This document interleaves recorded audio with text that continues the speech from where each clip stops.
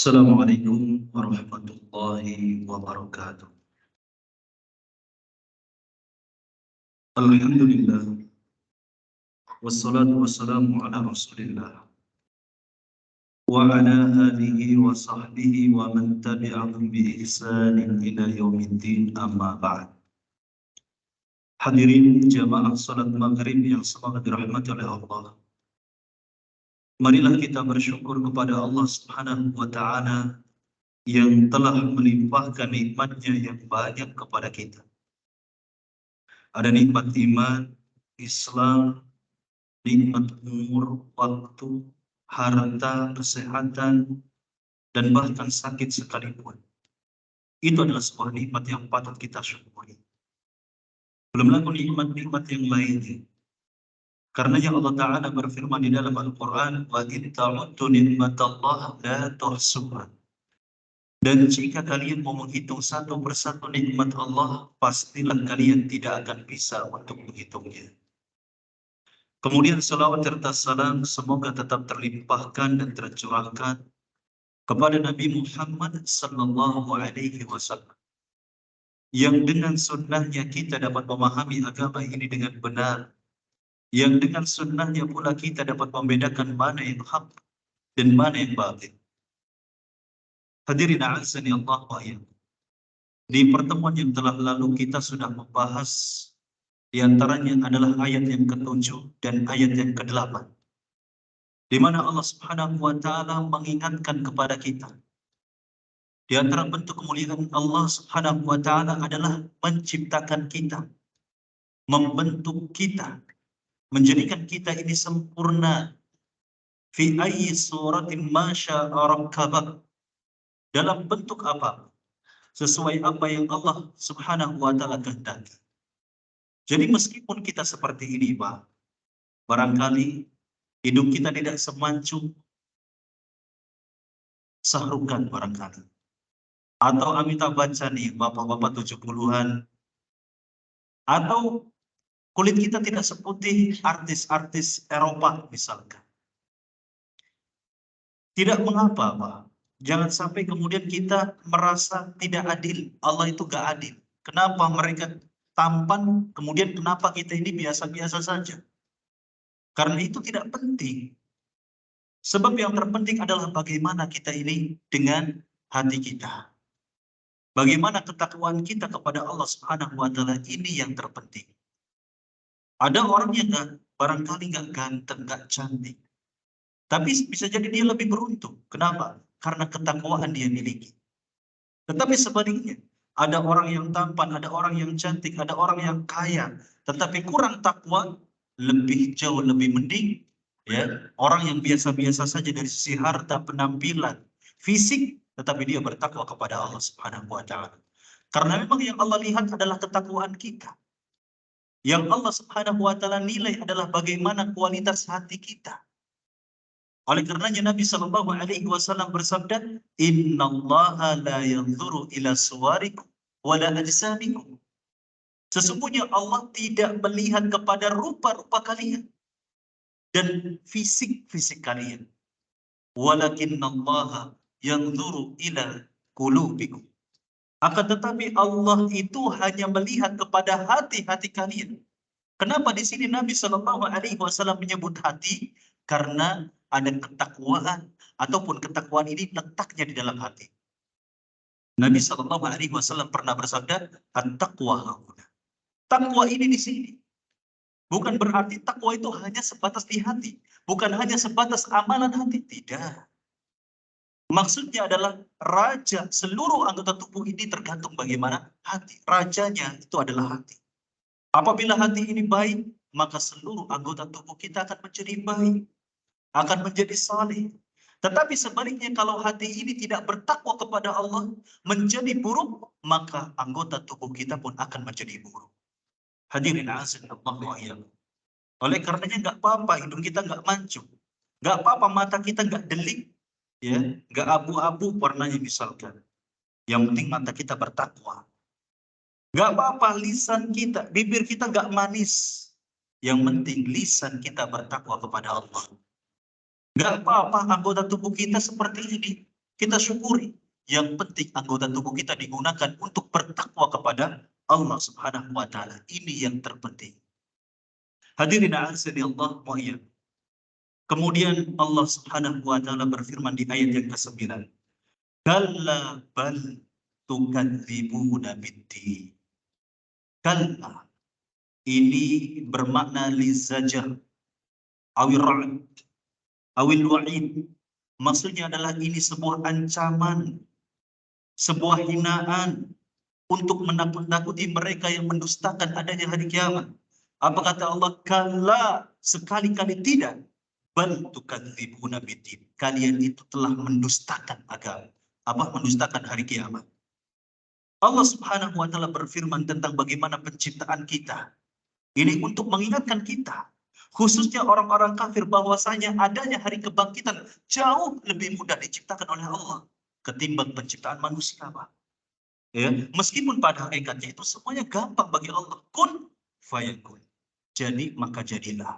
Tetapi secara logika, penciptaan manusia itu jauh lebih sulit daripada hari kiamat. Ya, sebab mereka orang-orang kafir ini menolak, nggak masuk akal katanya.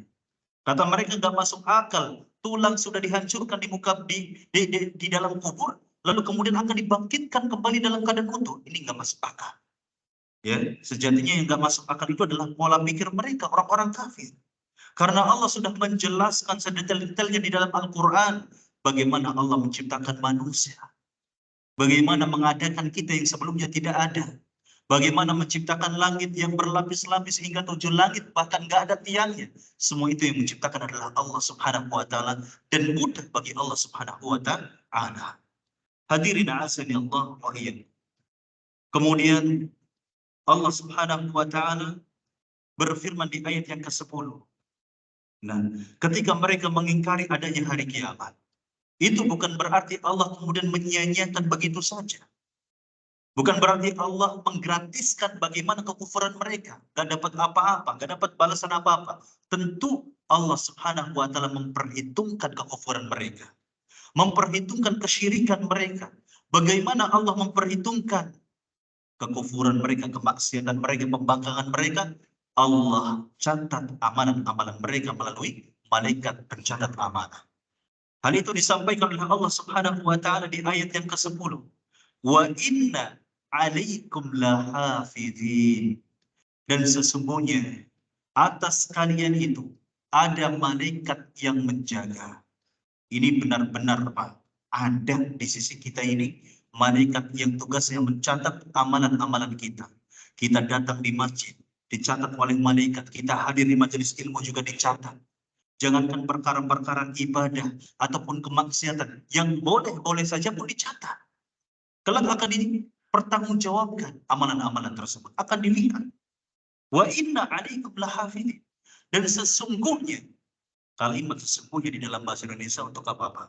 Tujuannya untuk menekankan, ya, untuk penekanan, seperti halnya sumpah, ya, akan kebenaran sebuah hal yang diungkapkan dalam ayat ini.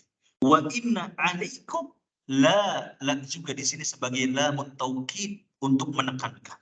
Berarti ada dua huruf yang tujuannya adalah menekankan sebuah hal yang akan diungkapkan oleh Allah. Tentang apa? Tentang malaikat yang berada di sisi kita, yang tugasnya adalah mencatat amalan-amalan kita. Lahafidhin. Sesungguhnya bagi kalian itu adalah ada malaikat-malaikat yang menjaga. Hafidh ini artinya menjaga. Bukan berarti menjaga diri kita dari mara bahaya, bukan, Pak. Tetapi yang dimaksud dengan menjaga di sini adalah mengawasi kita, di mana setiap detiknya diawasi oleh malaikat. Jangankan setiap detik, ya, ukuran terkecil pun diawasi oleh malaikat ini. Ya, setiap amalan diawasi, setiap ucapan diawasi, bahkan hal-hal atau rasa yang terbesit dalam hati pun diawasi. Malaikat itu tahu, dan segala apa yang kita lakukan ini dicatat. Wa inna alaikum lahafidhin. Demikian pula Allah Subhanahu wa taala berfirman, ma yalfidhu min qawlin illa ladaihi raqibun atid. Tidaklah apa yang dia ucapkan atau apa yang dia katakan, melainkan ada malaikat raqib yang mengawasi, atid yang menyertai, yang datang menyertai. Raqib. Nah, di sini kadangkala di masyarakat itu ada salah paham, Pak. Ya. Barangkali seringkali kita dengar bahwasanya nama malaikat, mereka menamai malaikat yang mencatat amalan ini disebut namanya adalah malaikat raqib, yang satu raqib, yang satu atid. Ini keliru, Pak. Ya. Bukan nama, tetapi sifat. Allah hanya mengkhabarkan di dalam Al-Quran tentang sifat malaikat ini yang mengawasi dan mencatat amalan-amalan kita. Allah nggak pernah mengkhabarkan tentang nama beliau ini siapa. Ya, jadi ketika kita ada yang tanya barangkali, siapa nama yang mengawasi diri kita? Malaikat yang mengawasi, mencatat amalan kita. Wallahu a'lam. Adapun sifat yang memang dijelaskan oleh Allah. Di antaranya ayat yang sering kali kita dengar, ma yalfidhu min qawlin illa ladaihi raqibun atid. Nah ini. Nah, di antara sifatnya juga disebutkan di dalam ayat ini, wa inna 'alaikum lahafidhin. Dan sesungguhnya bagi kalian ada malaikat yang menjaga. Hadirin azani Allah wa iyyakum. Nah, adapun di mana tempatnya malaikat ini? Ya, di mana? Di kanan dan di kiri kita, ya, di sisi kanan dan di sisi kiri kita. Ya, disebutkan dalam sebuah ayat di dalam Al-Qur'an bahwa Allah Subhanahu wa taala berfirman, "Id yatalaqqa al-mutalaqqiyani 'anil yamini wa 'anil shimali qa'id." Ketika dua malaikat berjumpa di sisi kanan dan di sisi kiri, qa'idun, mereka ini duduk. Ya, kita nggak tahu duduknya seperti apa. Apakah duduknya seperti kita ataukah jongkok seperti apa? Wallahu a'lam. Yang pasti Allah hanya menyampaikan sifat umum saja. Bahwasanya ketika mereka berjumpa dan duduk, kemudian Allah berfirman, "Ma yalfidhu min qawlin illa ladaihi raqibun atid." Tidaklah sebuah ucapan yang diungkapkan oleh manusia, melainkan ia mengawasi dan selalu hadir di sisinya. Hadirin azza Allah wa iyyakum. Jadi ini sifat. Jangan sampai kita salah faham. Nah, hal ini disebutkan oleh seorang ulama yang menunjukkan bahwa itu sifat bukan nama. Oleh Syekh Sulaiman Al-Ashqar, beliau menjelaskan bahwa yadhkuru ba'dul ulama, para sebagian ulama ini menyebutkan anna minal malaika, bahwasanya di antara malaikat-malaikat, min ismi, di antara namanya adalah Raqibun Atid. Nah, di antara namanya adalah Raqibun Atid. Jadi memang ada sebagian ulama menamai malaikat tersebut yang tugasnya mencatat amalan perbuatan kita ini, mereka menamakan sebagai namanya Raqib dan Atid. Memang ada sebagian ulama demikian. Tetapi tidak setiap apa itu pendapat-pendapat ulama kita benarkan. Karena mereka tidak maksum, Pak, ulama ini. Ya, seperti halnya Imam Abu Hanifah mengatakan bahwasanya, berpendapat bahwasanya seorang janda boleh menikah tanpa wali. Ya, kira-kira kalau sudut pandang dari mazhab Syafi'i gimana? Sah tidak? Gak sah. Lantas apa kemudian kita membenarkan itu pendapatnya Imam Abu Hanifah? Ya tentu tidak. Kita ikuti pendapat yang lebih benar yang mana? Tanpa mengurangi rasa hormat kita kepada Imam Abu Hanifah. Demikian pula kalau misalkan ada sebagian ulama mengatakan atau berpendapat bahwasanya malaikat yang mencatat amalan ini dinamakan sebagai Raqib Atid, kita pun tidak merendahkan beliau. Tapi sah bagi kita untuk mengikuti pendapat yang lain yang lebih kuat. Apa kata beliau? Istidlalan biqaulihi ta'ala. Adapun sebagian ulama yang menamakan malaikat tersebut sebagai Raqib Atid berdalil dengan ayat ma yalfidhu min qaulin illa ladaihi raqibun atid. Wa ma dzakaruhu ghairu sahihun. Ya, ghairu sahihin. Dan apa yang mereka sebutkan itu enggak benar. Ya, ini kata Syekh Sulaiman Al-Ashqar. Farraqib wal atid huna wasfani lil malakaini. Dan Raqib dan Atid ini adalah dua sifat bagi dua malaikat. Alladzaini yusajjilani a'malal ibad. Yang mana mereka tugasnya itu mencatat amalan-amalan ahli, amalan-amalan manusia, amalan-amalan hamba. Nah, ini perlu kita pahami. Hadirin azani Allah wa iyyakum. Ini remeh. Tapi persoalan akidah ini penting bagi kita untuk mempelajari dan tegas di sini, Pak. Sebab kalau seandainya kita nggak mau tahu dan tetap kita menamakan bahwasanya ini adalah malaikat raqib, ini namanya malaikat atid, kita berdosa, Pak. Kenapa? Karena itu adalah pendapat yang salah, keliru. Ya, ini berdosa. Karena ini adalah perkara akidah. Maka harus kita paham. Begitu, Pak ya. Hadirin azani Allah wa iyyakum. Nah, adapun namanya wallahu ta'ala a'lam, kita nggak tahu. Sifat-sifatnya dijelaskan di banyak ayat. Termasuk di dalam surat Al-Infitar.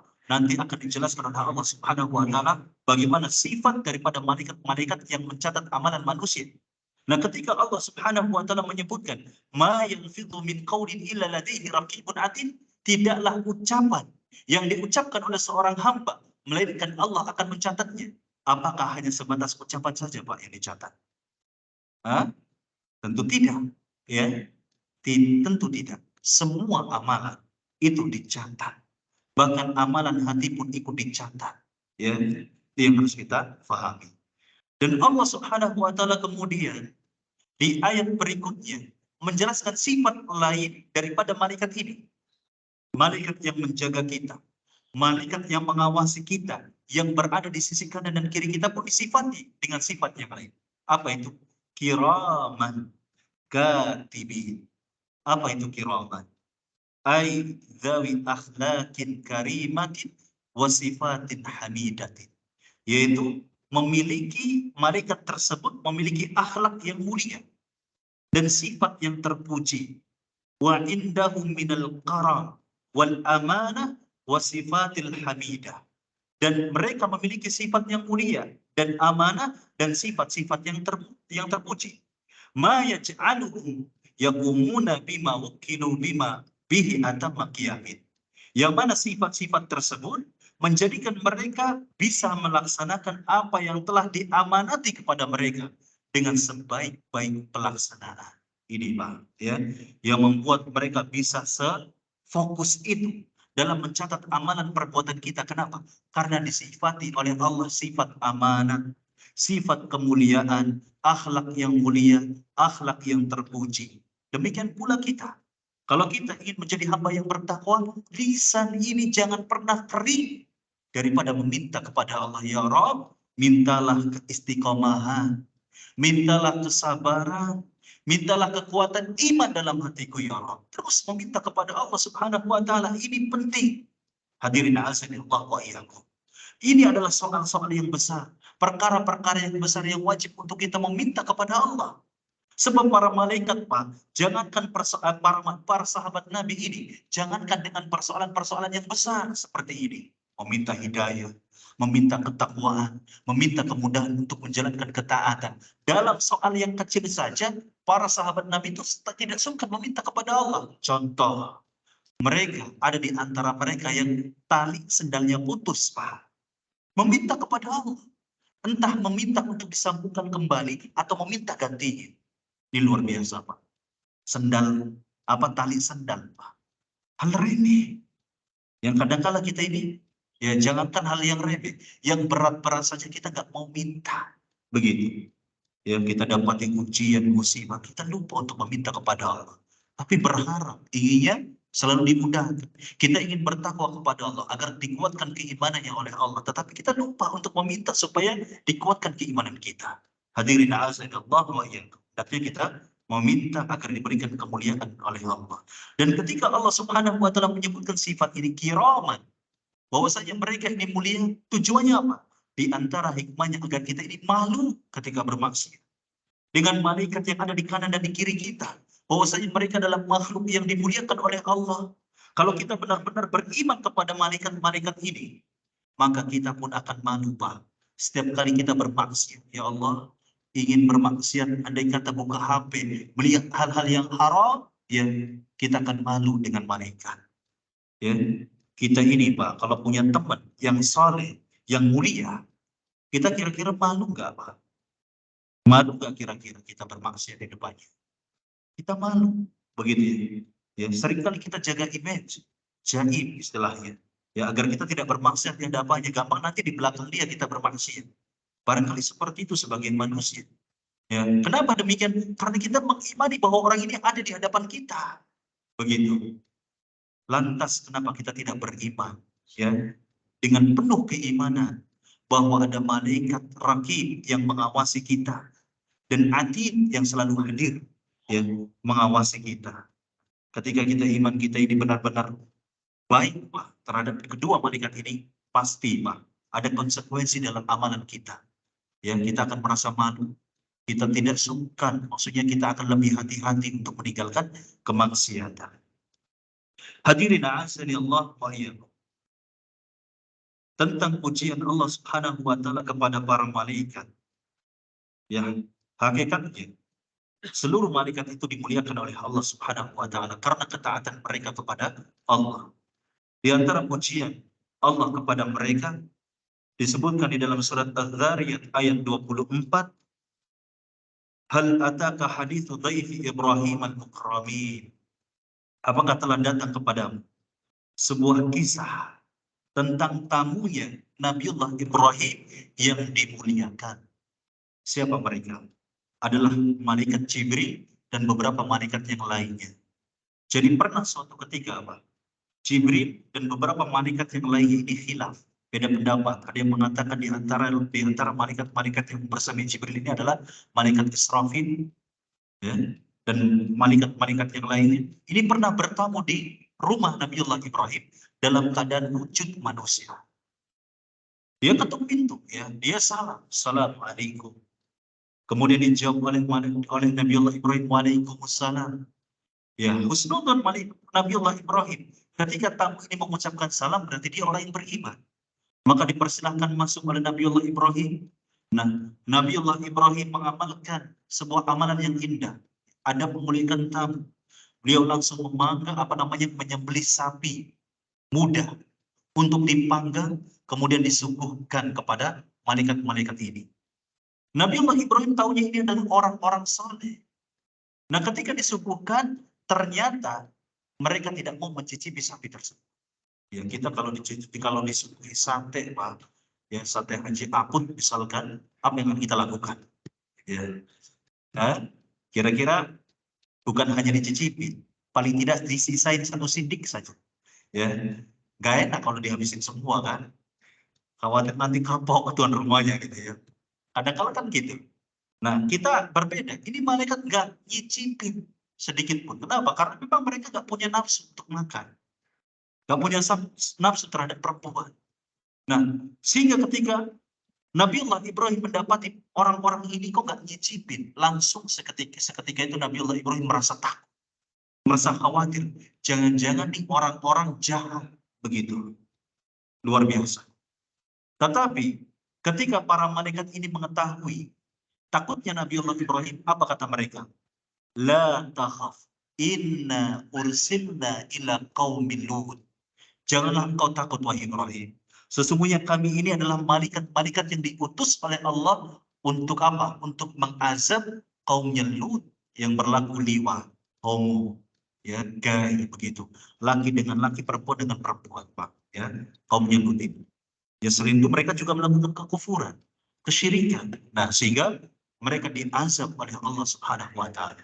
Tetapi ada pelajaran yang indah di sini, Pak. Tentang apa? Tentang ikramud duyuf. Ternyata ketika Nabi Shallallahu alaihi wasallam bersabda, "Man kana yu'minu billahi wa bil yaumil akhir falyukrim jarahu wal yukrim dhaifahu." Di riwayat lain. Barang siapa yang beriman kepada Allah dan beriman kepada hari akhir, maka hendaknya dia memuliakan tetangganya atau memuliakan tamunya. Ya, ini hendaknya kita amalkan, Pak. Kita memuliakan tetangga kita pasti, ya. Sering kali kita ini urafnya itu antara tetangga satu dengan tetangga yang lain ini saling memuliakan. Tapi yang sulit bagi kita adalah memuliakan tamu kita. Ya tidak, Pak. Kadang kalau tamu datang dari jauh, kita cuma basa-basi, mau minum apa? Ya, mau minum apa? Ditawarin, gayanya nawarin, nanti yang keluar ketika tamunya bilang silahkan apa saja, yang keluar apa Pak? Aqua gelas. Ya tidak, ya. Nah, ketika tamu kita bilang silahkan apa saja, ya, ketika ditawari oleh kita, kira-kira mana minuman yang terbaik yang kita suguhkan, Pak? Apakah minuman air putih atau air kuning, air coklat, Atau air apa Pak yang terbaik? Coba ditebak-tebakan Pak. Apa yang terbaik? Adalah minuman yang paling kita sukai. Begitu. Ya. Jadi makanan yang kita sukai itulah yang kita suguhkan kepada tamu kita. Ya, bukan minuman yang paling mudah kita suguhkan adalah air putih. Jadi ketika tamu kita bilang, sudah terserah apa sajalah air putih saja, itu biasanya basa-basi Pak. Ya tidak.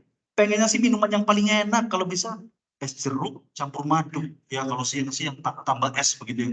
Mantep tuh. Ya kalau agak sore dikit kopi saja sudah yang hangat. Itu maksudnya. Cuman basa-basi saja. Nah kitanya yang peka sebagai tuan rumah.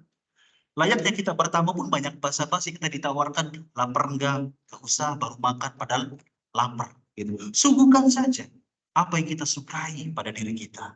Ya, dalam rangka mengamalkan la yu'minu ahadukum hatta yuhibba li akhihi ma yuhibbu li nafsi. Tidaklah seseorang di antara kalian beriman sampai dia mencintai dirinya sebagaimana dia mencintai orang lain. Ya. La yu'minu ahadukum ya. La yu'minu ahadukum hatta yuhibba li akhi ma yuhibbu li nafsi. Sampai dia mencintai saudaranya sebagaimana dia mencintai dirinya. Ya kita suka sate, silahkan berikan sate untuk tamu kita. Semakin tamu kita termuliakan oleh kita, Pak, semakin besar pahala yang Allah berikan kepada kita. Ya, semakin banyak keberkahan yang kita dapat. Jadi jangan main-main, Pak. Banyaknya tamu, ya, itu semakin banyak keberkahan di rumah kita. Ya, tapi yang namanya tamu pun harus disenangkan, jangan disedihkan. Saya pernah, Pak, ya ini pengalaman dijadikan pelajaran untuk kita semua. Ya, dulu, ya saya ini diajari oleh orang tua saya, oleh kakek nenek saya, bagaimana memuliakan tamu. Ya jangankan kepada apa namanya guru sendiri, ya orang yang kita kenal kepada orang yang nggak kenal pun kita muliakan. Tapi ya begitu juga ketika saya punya guru ya dari pesantren kemudian main ke rumah, masya Allah dimuliakan oleh orang tua saya, oleh kakek nenek saya. Nah, tetapi ketika saya jadi pengasuh pesantren, ketika saya sudah menjadi guru di pesantren, pernah suatu ketika saya ini ingin mengunjungi salah satu wali santri. Ya, saya dengar dia baru pulang dari umroh gitu ya. Suami istri Pak baru pulang dari umroh. Ya, dari Mekah sana. Saya nggak berpikir untuk disuguhi kurma atau apa tuh coklat biasanya oleh oleh umroh dan haji. Saya nggak berpikir untuk itu. Ketika saya kabari beberapa jam sebelumnya, saya datang ke sana, rumahnya dalam keadaan ramai. Alhamdulillah ala kulli hal. Air putih pun nggak keluar. Luar biasa. Saya ini pengasuh bagi anaknya. Ya, saya ini pengasuh bagi anaknya dan gratis anaknya, Pak. Di pesantren yang saya asuh. Ini saya sedih ketika melihat kondisi seperti itu. Di situ dalam keadaan ramai. Barangkali ada yang bisa disuruh. Gitu ya. Tolong belikan aqua gelas. Begitu. Bukan saya ingin dihargai. Tetapi saya ini sedih ketika melihat orang yang gak kurang akhlaknya. Begitu. Ini saya sedih. Siapapun mereka. Terlebih orang yang saya kenal. Begitu ya. Jadi ini pelajaran buat kita Pak. Ya, agar kita ini senang di dalam memuliakan tamu. Begitu. Berusaha untuk maksimal. Jangan setengah-setengah. Ya jangan sampai sebaliknya. Nabi Allah Ibrahim Pak, ketika makanan yang disuguhinya itu gak toel-toel aja, gak dicuil-cuil aja, gak dicicip-cicip aja, sedih dan takut. Ya, kita sebaliknya jangan-jangan. Kalau tamu kita disuguhi ini itu tapi gak dimakan, alhamdulillah utuh makanannya. Ya, jangan sampai seperti itu. Bahkan marah kalau tamu kita ini dimakan, makan. Ini nyeranges banget ini. Kadang-kadang seperti itu. Jangan juga seperti itu. Disyukur setiap suapan yang dia makan ini pahala, pahala, pahala. Hendaknya kita senang dengan hal yang seperti ini. Pahala untuk kita. Hadirin azani Allah wa iyyakum. Nah, jadi syariat seperti ini bukan hanya di era Nabi Shallallahu Alaihi Wasallam, juga diamalkan oleh nabi-nabi sebelumnya, diantaranya oleh Nabi Allah Ibrahim alaihi salam. Hadirin azani Allah wa iyyakum. Kiraman. Kemudian katibin. Apa itu katibin? Ini juga sifat bagi malaikat tersebut yang mencatat amalan perbuatan kita. Adapun yang dimaksud dengan katibin adalah yaktubuna jami'a a'malikum wa aqwalikum. Adalah mereka menulis Mereka mencatat seluruh perbuatan-perbuatan mereka dan perbuatan-perbuatan kalian dan perkataan-perkataan kalian. Fahdharu wastahyu minhu. Maka ingatilah diri kalian dan hendaknya kalian malu terhadap mereka. Wa akrimuhum fala tuqabiluhum bil qabaih. Maka muliakanlah oleh kalian mereka, ya. Maka janganlah kalian balas mereka dengan apa? Dengan keburukan. Ya, kita muliakan mereka. Nah, demikian pula mereka pun mengetahui apa yang kita lakukan. Ya'lamuna ma taf'alun. Ya, mereka ini mengetahui apa yang kalian lakukan, Pak. Jangankan apa namanya dengan gerakan anggota tubuh, Pak. Apa yang kita rasakan, apa yang kita niatkan, apa yang kita maksudkan pun mereka tahu, Pak. Biiznillah, ya. Jadi di sini ketika Allah Ta'ala berfirman ya'lamuna ma taf'alun, dijelaskan ya'lamuna fi'lakum bil musyahadah, bahwasanya mereka itu mengetahui perbuatan kalian dengan mata mereka, ya, dengan mata malaikat ini, Pak, ya, bukan dengan apa, bukan dengan kila waqa, katanya kan, tapi benar-benar langsung kita bermaksiat, kita pegang-pegang HP kita, melihat hal-hal yang haram, para malaikat ini tahu kita bermaksiat. Kita mengucapkan kalimat-kalimat yang menuduh, yang sifatnya menuduh, menyakiti orang lain, para malaikat pun mendengarnya, Pak. Ya. Wa aqwalakum bis-sima', dan perkataan-perkataan kalian juga didengar oleh mereka. Wa jami'a ahwalikum bima a'lamahumullah azza wa jalla wa qadaruhum alaihi hatta a'malul qulub. Dan seluruh keadaan-keadaan kalian dengan apa yang telah Allah beritahukan kepada malaikat dan telah Allah tetapkan untuk mereka, sampai pun tentang amalan-amalan hati mereka pun tahu. Apa dalilnya? Disebutkan dalam sebuah hadis Nabi, faman hamma bihasanatin, barang siapa yang menginginkan kebaikan, falam ya'malha, dan dia tidak melakukannya, kata Allahu lahu indahu hasanatan kamilah, maka Allah Subhanahu wa taala telah menetapkan untuknya, ya, kebaikan yang sempurna.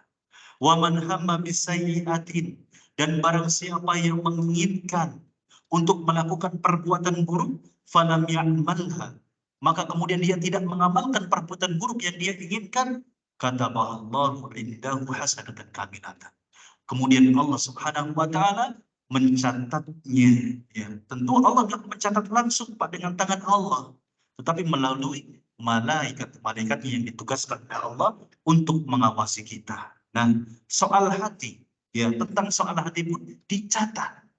Jadi hati-hati dengan hati kita ini, Pak. Ya, kadangkala anggota tubuh kita diam, tapi hati kita bisa bermaksiat. Itu pun dicatat oleh malaikat. Hadirin a'azani Allah wa iyyakum.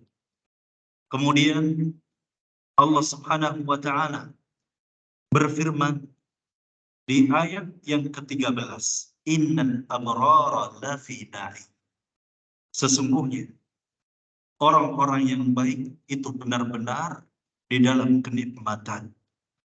Nah, di sini dijelaskan, bayyana azza wa jalla fil ayat sabiqah. Allah Subhanahu wa taala menjelaskan di dalam ayat-ayat yang sebelumnya, annahu awkala 'alal khalqi malaikatan. Allah mewakilkan, mengamanati, ya, kepada makhluk, yaitu malaikat, hafizina kiraman katibina, yang malaikat yang menjaga makhluk atau manusia, yang kemudian mereka ini adalah makhluk yang mulia, yang mencatat, ya'lamuna af'alal ibad, mereka ini mengetahui perbuatan-perbuatan hambanya, wa yaktubunaha, dan mereka mencatat amalan-amalannya. Tujuannya apa? Limuhasabatihi wa mujazatihim alaiha. Untuk apa? Dihisab nanti. Ya, tujuan kenapa malaikat mencatat amalan-amalan kita, perbuatan kita, perkataan kita adalah apa? Untuk dihisab. Dihitung-hitung nanti pada hari kiamat. Untuk dilihat oleh kita.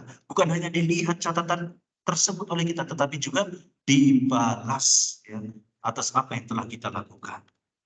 Tsumma atba'a dzalik bidzikri, kemudian setelah itu diikuti dengan menyebutkan tempat ya orang-orang yang baik, yaitu kenikmatan, dan kemudian tempat atau akibat orang-orang yang buruk, yaitu azab dari Allah Subhanahu wa taala yang puncaknya adalah neraka jahim.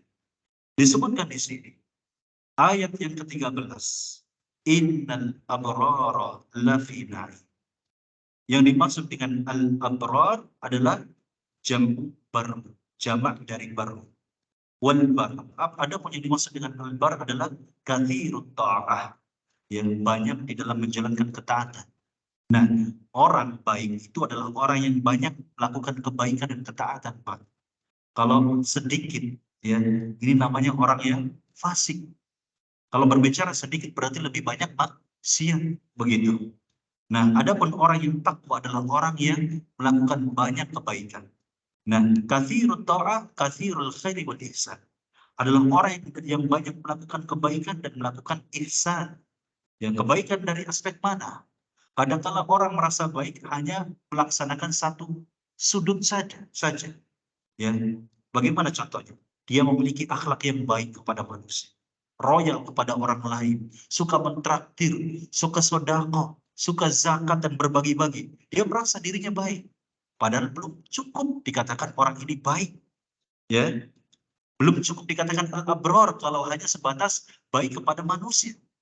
Tetapi dia juga harus baik kepada Allah dengan apa? Dengan ibadah, menunaikan kewajiban-kewajiban. Dan termasuk dia juga harus baik dengan diri. Dengan apa? Taubat kepada Allah Subhanahu wa taala. Sebagaimana hal ini disebutkan oleh Nabi sallallahu alaihi wasallam, ittaqillaha haitsuma kunta. Bertakwalah kalian dimanapun kalian berada. Ini adalah ihsan kepada Allah Subhanahu wa taala. Wa atbi'is sayyi'atal hasanata tamhuha, dan ikutilah, iringilah keburukan dengan apa? Dengan kebaikan. Maksudnya adalah taubat dan beramal soleh, karena tujuan amal soleh dilakukan adalah diantaranya untuk menghapus dosa-dosa, itu dosa kecil. Kemudian aspek yang lain adalah wa khaliqin nasa bi khuluqin hasan, dan berakhlaklah kalian kepada manusia dengan akhlak yang baik. Ya, kalau seandainya kita dapat melakukan 3 hal ini, kita bertakwa kepada Allah, bertobat kepada Allah, dan kemudian berakhlak yang baik, maka berhak kita ini menyandang ya status abrar, orang yang baik yang akan dijamin oleh Allah mendapatkan kenikmatan. Innal abrara lafi na'im. Wal bir adalah husnul khuluq. Ya, bir ini diantaranya bisa dimai dengan husnul khuluq, akhlak yang baik. Wa ma sakanat ilaihi nafsu, dan apa yang membuat nafas jiwa ini tenang. Wa ma'anna ilaihi qalb, dan membuat hati ini tenang. Wa huwa kalimatun jami'atun li khisalil khairi kullaha. Nah, itu adalah sebuah kalimat yang mencakup seluruh kebaikan, ya. Jadi yang namanya bir, kebaikan itu adalah seluruh kebaikan apapun itu, yang kaitannya dengan Allah, yang kaitannya dengan manusia, yang kaitannya dengan kita, yang kaitannya dengan hewan, ya, dengan seluruh makhluk. Karena memang innallaha katabal ihsan, ya, ala kulli syai'in. Ya, sesungguhnya Allah Ta'ala menetapkan kebaikan terhadap segala sesuatu. Kalau sifatnya kulla syai'in berarti tidak terbatas kepada satu jenis saja, di mana Allah menetapkan atau memerintahkan kepada kita untuk berbuat baik kepada seluruh makhluk, apapun itu. Hatta dalam menyembelih, Pak, ya, bentuk daripada ya, Islam ini meninggikan sifat ihsan kepada siapapun, kita dalam menyembelih itu harus dengan cara yang baik. Di antaranya apa, Pak? Ditajamkan apa namanya? Goloknya, ya. Ini mau kurban siap-siap, Pak. Harus titipkan golok-golok kita ini ke tukang asah, ya. Jangan sampai golok kita ini apa namanya? Tumpul untuk menyembelih, maka itu menyakiti. Itu nggak boleh, haram hukumnya, Pak. Dosa kita, Pak. Meskipun kita korban 1 ekor sapi, ya, tapi kita lupa ya untuk mengasah golok kita yang akan kita sembelih, yang membuat yang digunakan untuk menyembelih, maka kita bisa berdosa, Pak. Bukannya mendapatkan pahala, tapi bisa mendapatkan dosa. Kenapa? Karena menyakiti hewan tersebut, ya. Oleh karenanya Nabi Shallallahu Alaihi Wasallam menganjurkan agar apa? Ditajamkan pisaunya. Itu di antara bentuk kenapa di antara bentuk Islam ini meninggikan sifat ihsan ya kepada semua hal apapun itu, bahkan kepada hewan sekalipun. Dan kemudian di antara adabnya agar ditutupi mata hewan-hewan yang lain, jangan sampai melihat proses penyembelihannya, karena itu bisa menyakiti ya. Maka tidak jarang Pak, kalau kita ceroboh ya, kita nggak nutupi hewan-hewan yang lain ya matanya ya, maka mereka menangis karena mereka pun punya perasaan begitu.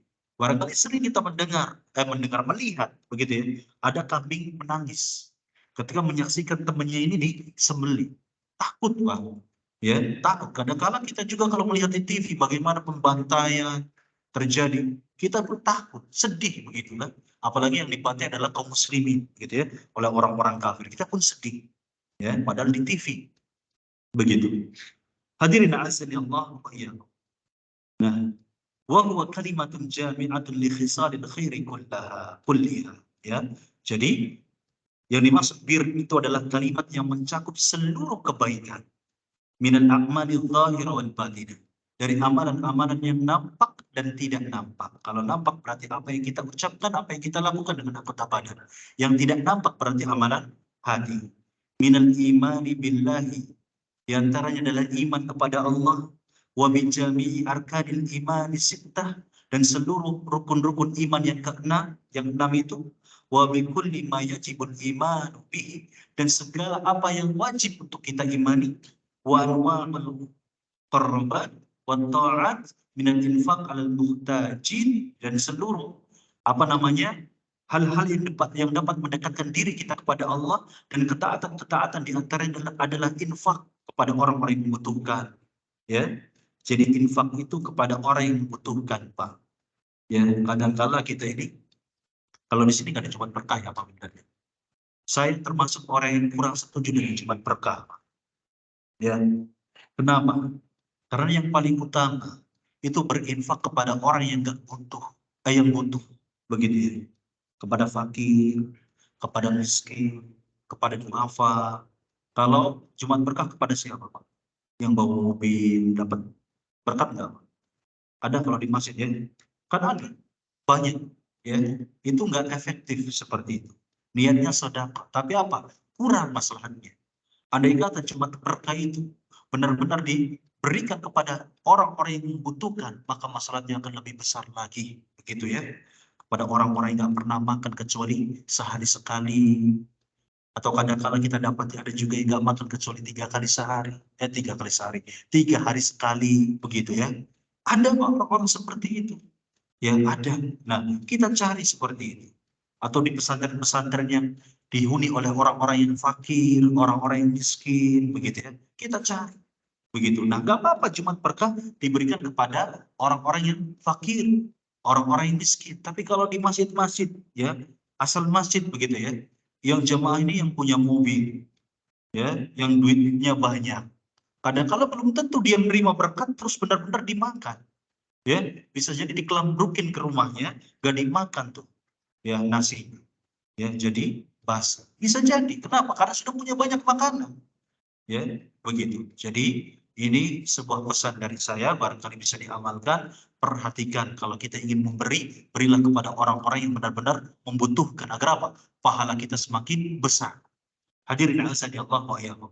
Barangkali kita sering mendengar ya, ada pezina Pak masuk surga. Kenapa? Gara-gara memberikan minuman kepada siapa? Anjing yang kehausan. Bayangkan anjing Pak, tapi butuh sekali dengan air minum. Ya, kemudian pezina ini yang memberikan minuman tersebut, apa akhirnya Pak? Orang ini masuk surga, diampuni seluruh dosanya. Kenapa? Ketika memberikan itu kepada orang yang membutuhkan. Ya, sehingga beda nilainya. Beda mungkin ketika orang wanita ini memberikannya kepada anjing yang nggak membutuhkan air. Ya, dalam keadaan sehat diberikan minum. Belum tentu orang ini, wanita ini bisa diampuni dosa-dosanya dan dimasukkan oleh Allah ke dalam surga. Tetapi karena orang ini memberikan air minum kepada anjing yang benar-benar butuh kepada air minum, Allah mengampuni dosa wanita ini, Pak. Sebanyak apapun dosanya. Zina, kita tahu bahwasanya zina ini adalah perbuatan yang sangat besar dosanya. Bahkan dalam Islam ketika muhsan, dia menikah dan berzina maka dihukum mati dengan dirajam. Dosa orang yang membunuh, Pak, itu hududnya, hukuman itu lebih mending, Pak, daripada orang yang berzina muhsan. Ada orang, Pak, ya, membunuh misalkan, menembak atau menusuk, maka paling kemudian dihukum matinya apa? Dipenggal, ya, secara kontan. Dihukum mati secara kontan, nggak perlahan. Tapi zina, Pak, ketika dia berzina, maka tetap dihukum mati, tetapi dengan cara dirajam. Bagaimana caranya? Dilempari pakai batu, Pak. Ya, dilempari pakai batu. Sampai apa? Sampai kapan? Sampai mati. Bukan menunggu waktu sejam, 2 jam. Kalau 2 jam lewat kemudian nggak mati, ya sudah berarti beruntung. Enggak. Tapi benar-benar sampai mati. Kalau 24 jam belum mati, terus dilempari sampai mati. Nah, tetapi diampuni dosanya. Kenapa? Karena dia telah menolong anjing yang sangat butuh terhadap air. Nah, hadirin azan Allah wa iyyakum, barangkali itu yang dapat kita pelajari pada kesempatan kali ini. Mudah-mudahan ada manfaat untuk kita amalkan dalam kehidupan kita sehari-hari, sehingga kita menjadi orang yang saleh, bertakwa kepada Allah Subhanahu wa taala, dan diampuni segala dosa kita. Subhanakallahumma wa bihamdik, asyhadu an la ilaha illa anta, astaghfiruka wa atubu ilaik. Wassallallahu ala nabiyyina Muhammad. Wassalamualaikum warahmatullahi wabarakatuh.